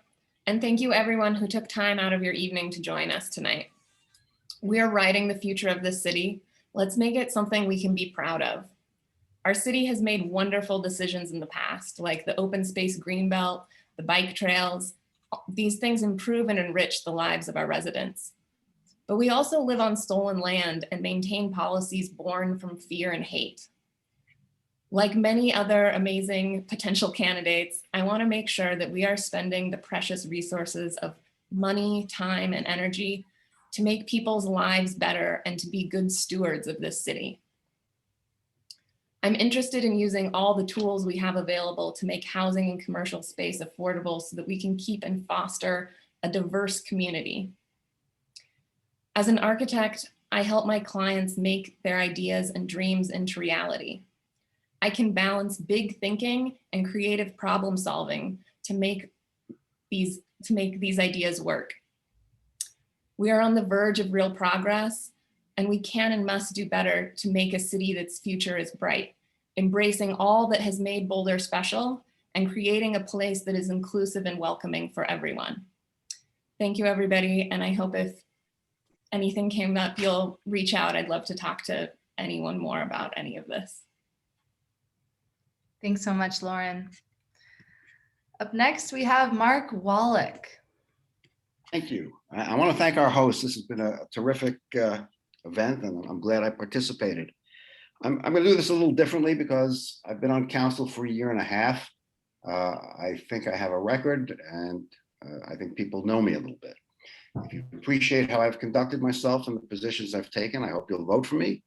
And if not, that's fine, as long as you vote.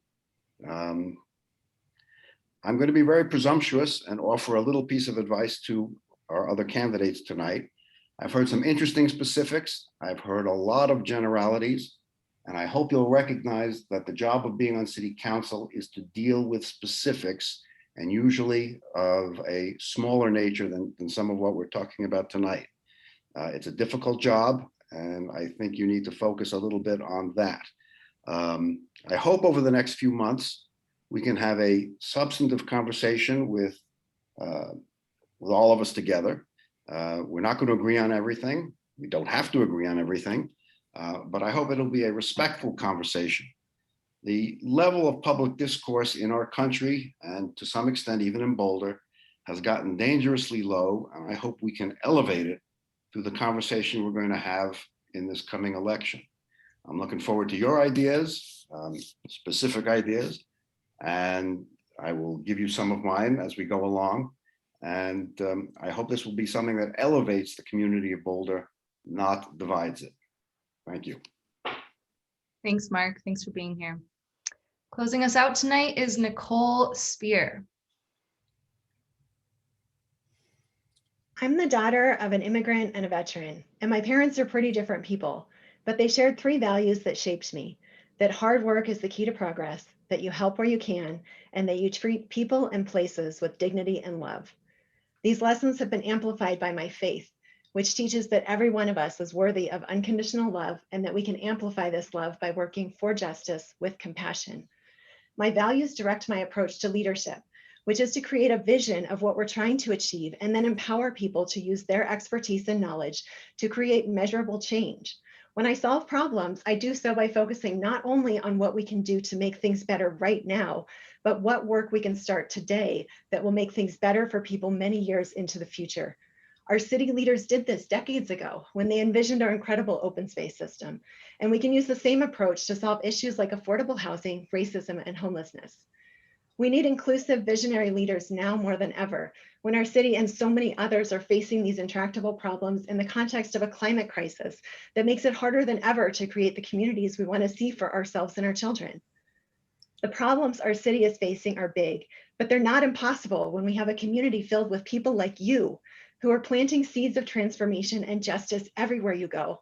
You inspire me and you give me hope that we can move faster to create a community where we are all safe, valued, and welcomed. Thank you for being here. Thank you for inspiring me to step up. And thank you for all you do to help our community navigate these challenging times. Thanks so much, Nicole. And a big thank you to the 10 potential city candidates, city council candidates that are here tonight and sharing their ideas. We heard so many new ideas, creative thinking, and I'm really excited to see how the next few months progress. That concludes the Raucous Caucus for the 2021 election cycle.